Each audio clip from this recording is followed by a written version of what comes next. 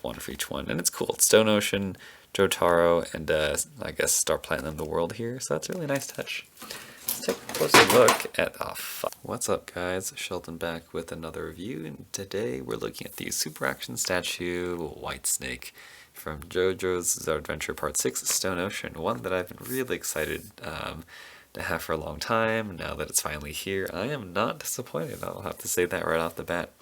Okay, let's take a look at this box really quickly though. Here you go, just some of the poses you can put him in, some inspiration for you all. And then some of the accessories he comes with, different hands, alternate head, display stand, box art, the box window over here, and more box art. Okay, let's take a look at some of the accessories. Alright, so here's just a quick visual of all the accessories he comes with. So he comes with a lot of interchangeable hands, well, I mean just 3 pairs, well 4 including the fist hands. But for these, he actually has the same hands for both sides. If I can just get my hand out of this camera over here so you can get a better look. And we'll take a closer look in a second, don't worry about it.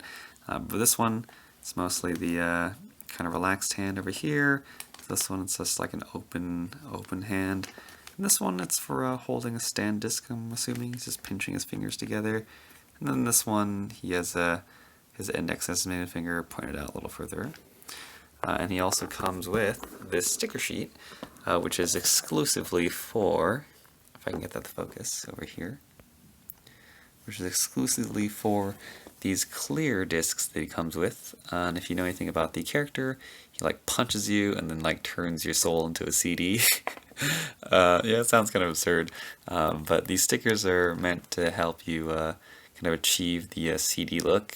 So instead of being painted, they just give you sticker sheets. So I'm not a huge fan of stickers, to be honest, but I suppose I can see that like by turning them into stickers, you can achieve that shinier look. So it does look pretty cool, and it's kind of nice that Whitesnake comes with the Stone Ocean Jotaro and the Star Platinum the World, and Poochie actually comes with the weather report, so that's kind of cool. You get the bunch of discs.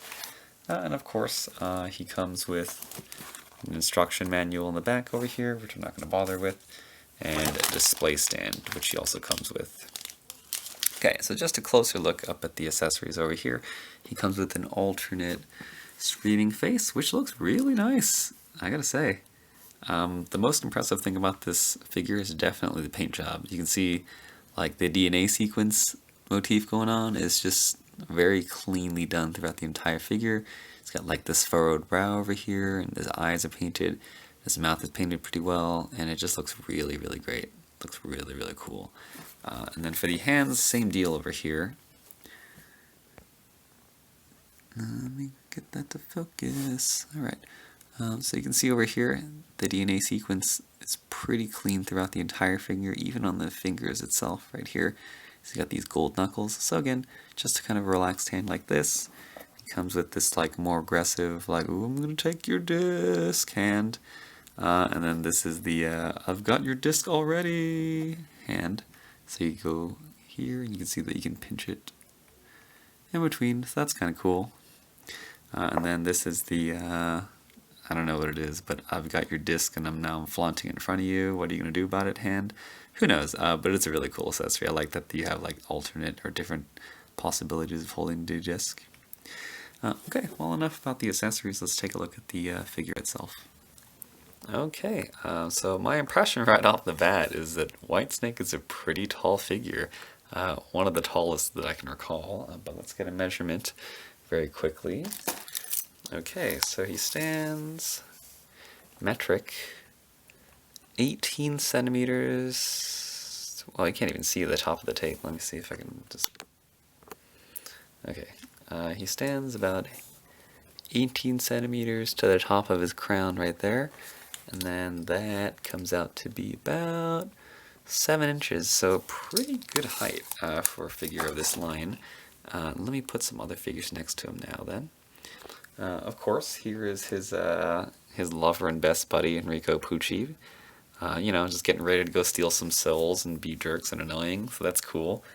Here he is next to Jonathan Joestar. So even in comparison, they're like about the same height. So the Phantom Blood figures are huge. They're really, really big. And Jonathan Joestar is huge too. So he's got some good height to him. Let me put him next to other figures though. So here he is next to Jolene. So you can see that Jolene's only about his shoulders. Here he is next to Stone Free. So again, right about these shoulders. It's good, I think. Having a really, really tall, imposing villain stand is pretty cool. So you can see, yeah, they're both like, what is with this guy? And then, here he is next to Gold Experience.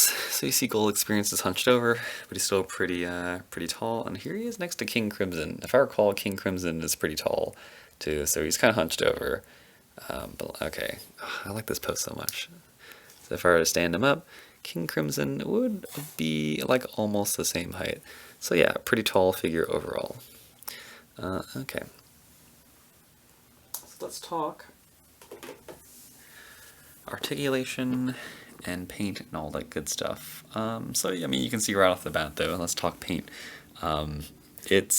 It's a little phenomenal actually in terms of the paint, and so there have been concerns regarding the price of Whitesnake. So he is a little bit more expensive than usual, but given the size and given the paint job, I think it's pretty fair for what they're asking for, because you can see, I don't know how they do it, maybe they use a stencil and whatnot, but it's very clean throughout.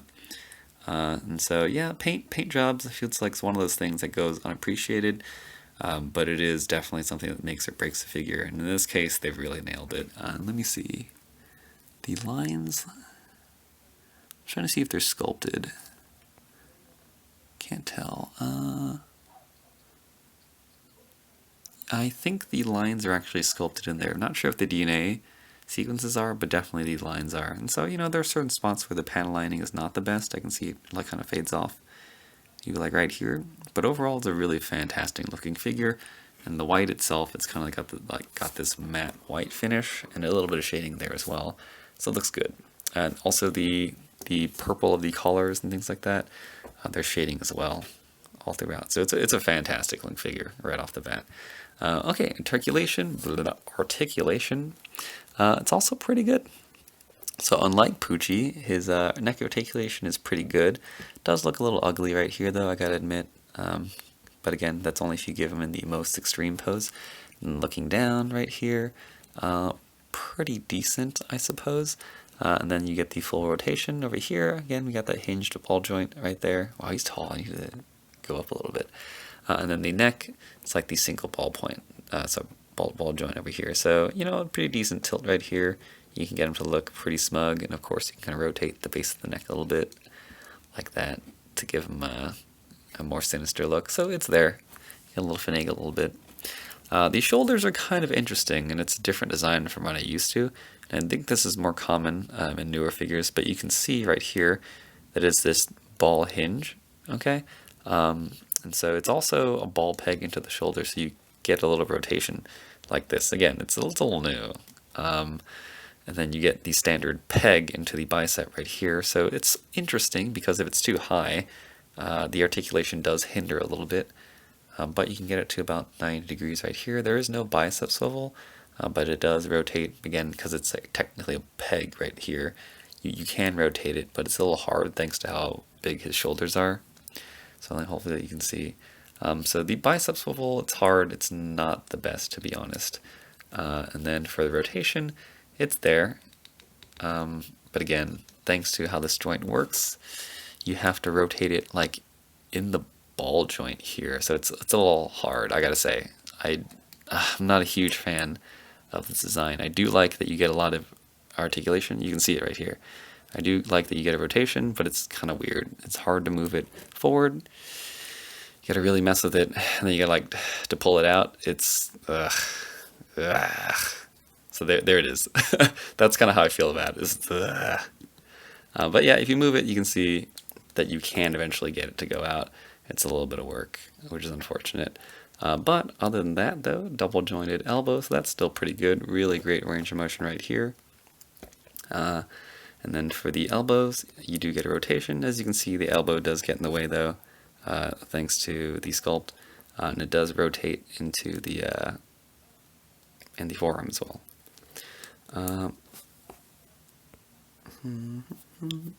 I'm sorry. For the wrist, you have the ball hinge right here. Pretty standard. And then for the torso, you have the single ball joint going on right here. So it's okay. Pretty decent range of motion going on. Here it is going back, not too much. Here it is going forward, pretty decent. And then for the waist, you have the single ball joint right here. And this piece is a floating piece, by the way, so it can look kind of ugly sometimes if it rides too high, because then it becomes exposed. I do like the paint that goes all the way down though, so it can ride up a little bit, but if you push it down, it's not a problem. And then when combined, you get about this much, which is actually pretty good. I do wish it could go down more though, because Whitesnake is kind of known for like hunching over and looking evil, so that's pretty cool. And then for the hips, standard Jojo super action statue line articulation, so not that far, which kind of sucks, but it's to be expected by this point. So there it is. And then going forward, the skirt again floats up, so it's soft. It's kind of ugly. You can, well, it does work, and so you'll see. Like it's up there, but you have to figure out a way to deal with this. And then you do get a thigh swivel right here, pretty decent. You get double jointed knees, pretty good range of motion. And then for the ankles right here, I think a little better than usual. That's it going back. That's it going forward. Just kidding, it's just as bad as usual, but that's okay.